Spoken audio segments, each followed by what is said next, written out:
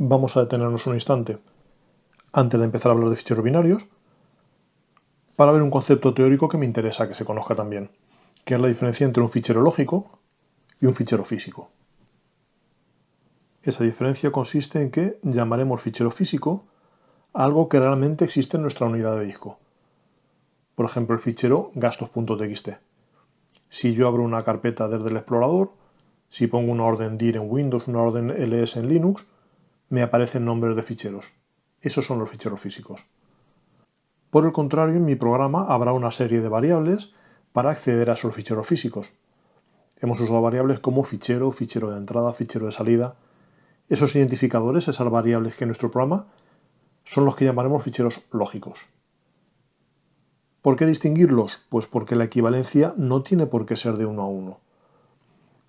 Por una parte, yo puedo un archivo físico acceder a él usando dos o más archivos lógicos. Ejemplo muy habitual y que veremos ahora en un momento.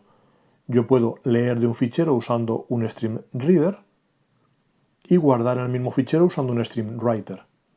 Es el mismo fichero físico, pero uso un fichero lógico de lectura, un stream reader, y otro de escritura, un stream writer. Y también al contrario, también puede ocurrir que un solo archivo lógico lo use para acceder a distintos archivos físicos.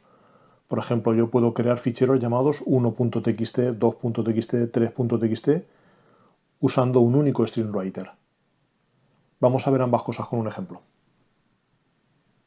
Como ejemplo de un fichero lógico que equivale a varios ficheros físicos, vamos a crear un stream writer. Vamos a empezar por poner en este caso using system.io y vamos a tener un stream writer. Y vamos a llamar f, va a ser el resultado de crear un fichero de texto 1.txt. En ese fichero vamos a escribir 1. Y finalmente vamos a cerrar ese fichero. Aquí de momento tenemos un único fichero lógico que se llama f, un único fichero físico que se llama 1.txt. Pero ¿qué ocurre si hacemos esto? Si yo digo quiero usar un for que vaya desde 1 hasta, por ejemplo, 10, o sea, hasta 9 sin incluirlo. Cierro aquí las llaves,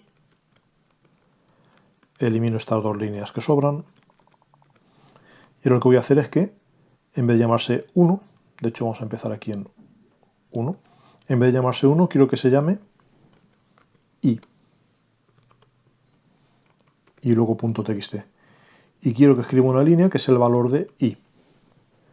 ¿Esto qué va a hacer? Pues empieza en 1, llega hasta 9, porque no alcanza el 10, con lo cual creará un fichero 1.txt y escribirá en él un 1.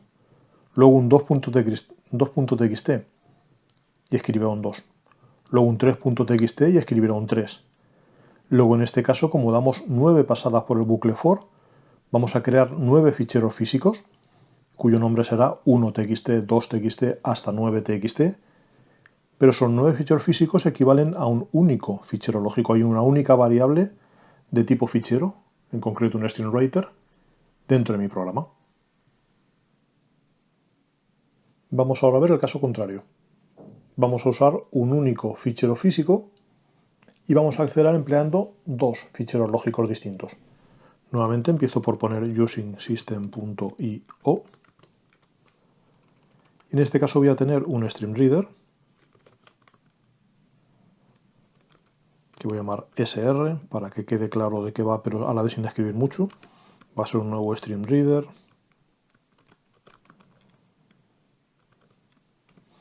Y voy a hacerlo a partir del fichero 1.txt. Ya saben, nuevo stream reader o bien OpenText. Ahora duplico esa línea, pero voy a hacer en este caso un stream writer. Voy a llamarlo sw y va a ser un stream writer con el mismo nombre. ¿Qué voy a hacer? Pues voy a crearme, por ejemplo, un string, voy a llamarlo línea, y voy a hacer algo parecido a lo que hacía el readText. Voy a hacer un do while, el que ya conocemos de mientras que la línea no sea null. Voy a ir leyendo, al final voy a cerrar ese string reader y entre medias lo que veo es que si esa línea, que es el resultado del header de mi string reader, no es null,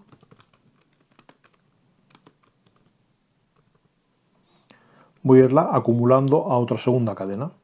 Por ejemplo, puedo crearme un string resultado que sea una cadena vacía. Y aquí puedo decir que el resultado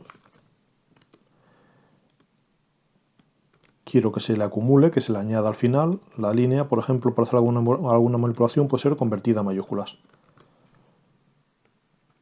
Con esto estoy leyendo todo el contenido de un txt, añadiéndolo a una línea que he llamado resultado, a una cadena, en mayúsculas.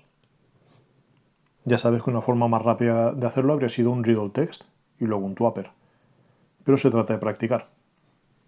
¿Qué voy a hacer ahora? Voy a volcar ese resultado al mismo fichero físico. Entonces yo lo que haría es, en mi string writer, ahora quiero escribir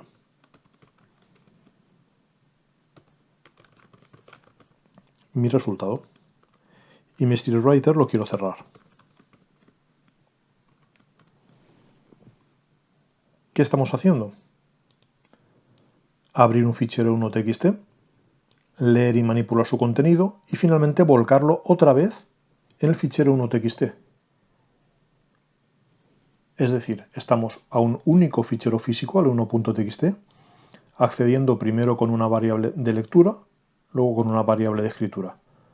Para que vieras que también es relativamente frecuente el que un único fichero físico se le asocien varios ficheros lógicos, especialmente casos como este de que primero leo y luego escribo. Una curiosidad, en el mundo real puede llegar a ocurrir que tengas una excepción aquí, porque el sistema operativo no haya terminado de cerrar el fichero todavía. Como ejercicio propuesto, crea un programa que lo que haga es fusionar varios ficheros en uno. Recibirá en línea de comandos varios nombres, por ejemplo 1txt, 2txt, 3txt separados por espacios, y lo que hará es todos ellos los volcará a un fichero salida.txt. Lo interesante de este ejercicio es que lo hagas usando solo dos ficheros lógicos. Un fichero que representará todas tus entradas, un string reader, y otro que representará tu salida, un string writer. Pero aunque haya varios ficheros físicos de entrada, no vas a usar varios string readers, sino un único string reader.